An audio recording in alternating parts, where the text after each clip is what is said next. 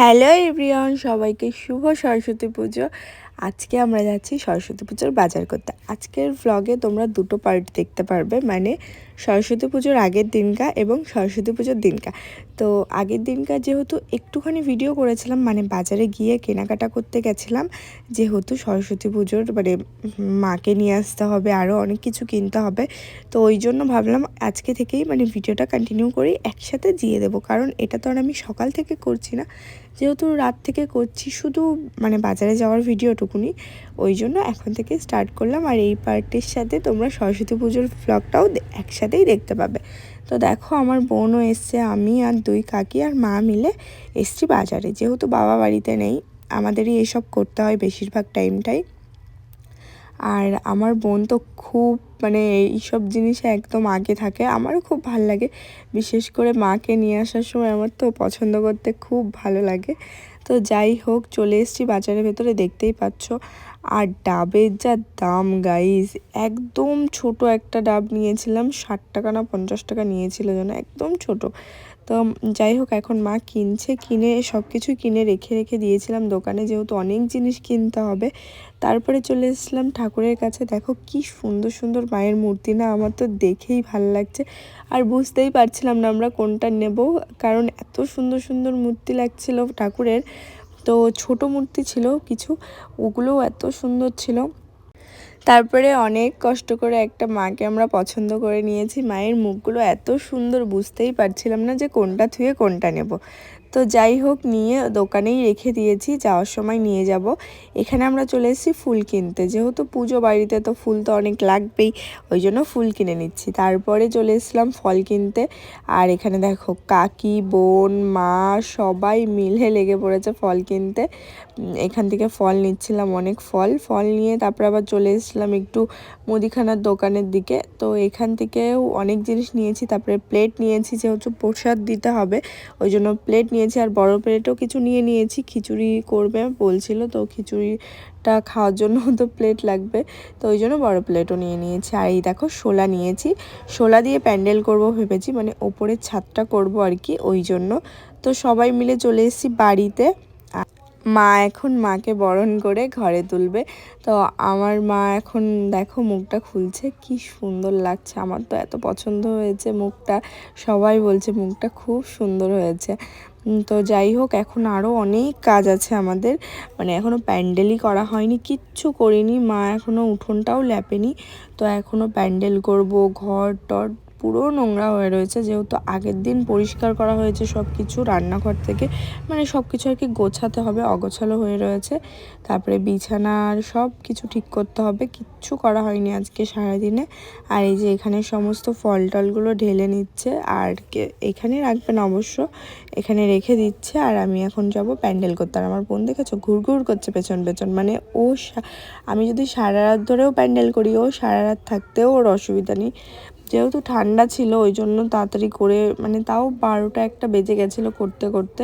তারপরে বোনকে তো আর অত রাত অবধি জাগানো যায় না, ওই জন্য ওকে বাড়ি পাঠিয়ে দেওয়া হয়েছিল, ও বাড়ি চলে গেছিলো লাস্টে। আর কাকা ছিল লাস্টের দিকে, সবাই হেল্প করছিল, যেহেতু কাজটা হচ্ছিলই না, কারণ এই কুঞ্চিগুলো দেখছো না, বাঁশের যেই কুঞ্চি, এইগুলো এত মানে বেকার, কি বলবো, পুরো বেঁকা বেঁকা কুঞ্চি নিয়ে এসেছে মা, ওই জন্য এগুলো দিয়ে কি আর প্যান্ডেল হয় বলো।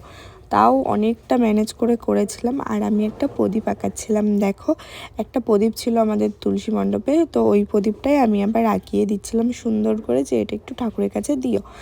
তারপরে দেখো, এই যে ওপরের ছাদটাও আমি কমপ্লিট করে নিচ্ছিলাম, মানে আমি না, ভাই করছিল, আমিও করেছি, সবাই মিলে লাস্টের দিকে হেল্প করতে হয়েছে, না হলে আর হচ্ছিলই না। তো এই যে দেখো, ভাই একটু সেটিং করছে। তো যাই হোক, গুড মর্নিং, সকালে আবার চলে এসেছি, মানে এটা হচ্ছে আজকে মানে সরস্বতী পুজোর ভ্লগ, মানে আজকের থেকে যেটা সরস্বতী পুজো আজকে সেই দিনকার ভ্লগ।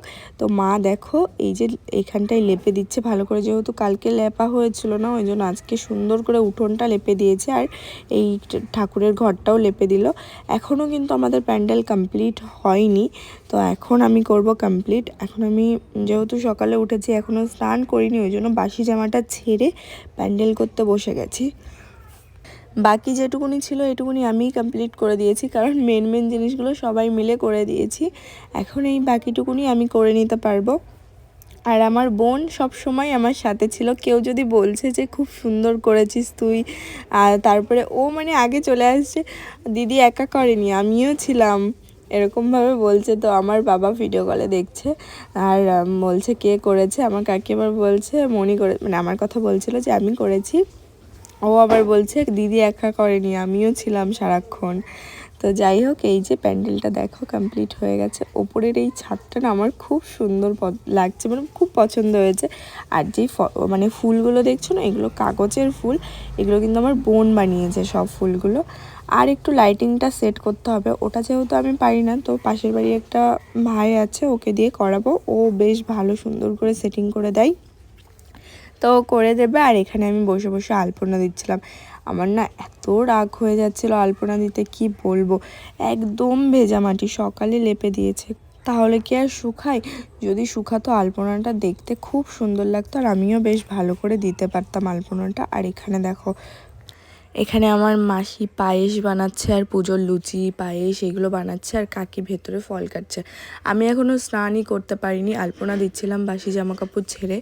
তো ওটা দিয়ে এই জায়গাটাও ডেকোরেট একটুখানি করতে মানে ইনকমপ্লিট ছিল, সেটাও কমপ্লিট করলাম। আর এই হচ্ছে আমার আলপনা। দেখো, জানি তেমন একটা ভালো হয়নি, আর আমি ভালো করে দিতেও পারিনি। অনেক ভালো করে দেওয়ার ইচ্ছা ছিল, যেহেতু ভিজা মাটি ওই জন্য ভালো করে দিতে পারিনি। তারপরে এই যে দেখো, ঠাকুরের প্রসাদগুলো আলাদা করে তুলে রাখছে। আর এখানে খিচুড়ি আর 5 রকমের ভাজা দেবে। আমিও স্নান করতে যাব এখনও স্নান করিনি। আর সব জোগাড়যন্ত্র হয়ে গেছে, মাও করছে, সবাই করছে, আমি এখনও স্নান করিনি। তো স্নান করতে যাব এখন। তো আমি করে নিয়েছি স্নান, আর স্নান করে না আমি নাইটিটাই পরে নিয়েছি। এটা নতুন নাইটি, ভাবলাম আজকেই পরি। এখন এত কাজ, ওই জন্য আর মানে কোনো নতুন জামা পরলাম না, ওই জন্য নাইটিটাই পরে নিলাম। যেহেতু সব কিছু হয়ে গেছে, ওই জন্য এখানে সব গোছাতে হবে। আর ঠাকুরমশাইয়ের তো আজকে প্রচুর তাড়া, ওই জন্য ভাবলাম কিছু কাজ আগিয়ে রাখি। মা বলছে কিছুটা করে রাখ, এসে যাতে পুজোটা দিয়ে চলে যেতে পারে, কারণ না হলে একদমই ভালো করে পুজো দেবে না। তাড়াহুড়ো করে কিছুটা করবে, করে দিয়ে চলে যাবে, যেহেতু অনেক চাপ, অনেক জায়গায় পুজো করতে হবে। তো ওই জন্য মা বলছিল ঘরটা পেতে দে, আর ফল টলগুলো সব সুন্দর করে সাজিয়ে রেখে দে, যাতে এসে একদম পুজো দিয়ে দিতে পারে। তো তাই জন্য দেখো আমি সবটা একদম রেডি করে রেখে দিয়েছি। আর এই যে এখানে সব কিছু কমপ্লিট হয়ে গেছে রাখা, এখন ঠাকুরমশাই আসলেই পুজোটা দেওয়া হয়ে যাবে আমাদের। আর এই যে হচ্ছে আমাদের সরস্বতী মা, কেমন হয়েছে জানিও। তো এই হচ্ছে পুরো ফুল লুক, মানে আমাদের এইখানকার প্যান্ডেল, মায়ের আর প্রসাদের সব কিছু রয়েছে। বইও দেওয়া হয়েছে এখানে, আমার ভাইয়ের সবার বই আছে, আমার বোনের। আর এখানে করা হচ্ছে খিচুড়ি। আর একটু পরে দিদা চলে এসেছিলো। দিদার জানতো না যে আমরা আজকে পুজো করছি, বলেছিলাম মানে ফোন করছি, দিদা বাড়িতেই ছিল না, ওই জন্য পরে দিদা এসেছিলো। এসে তারপরে খিচুড়িটা করেছিল, বাড়ির জন্য সবার জন্য খিচুড়ি করা হয়েছিল। আর মায়ের কাছেও ভোগের প্রসাদ দেওয়া হয়েছিল, মানে খিচুড়ি প্রসাদ আর কি, 5 রকমের ভাজা। আর এই যে দেখো ঠাকুরমশাই চলে এসছে, এসেই একদম তাড়াহুড়ো লাগিয়ে দিয়েছে। যাই হোক, আমরা অঞ্জলি তো দিয়ে দিয়েছি। এখন হচ্ছে দেখো, ওই কলম তোলে না কপালে, তো সেটাই তোলা হচ্ছিল। এই জায়গাটা আমার এত ইন্টারেস্টিং লাগে, কি বলবো।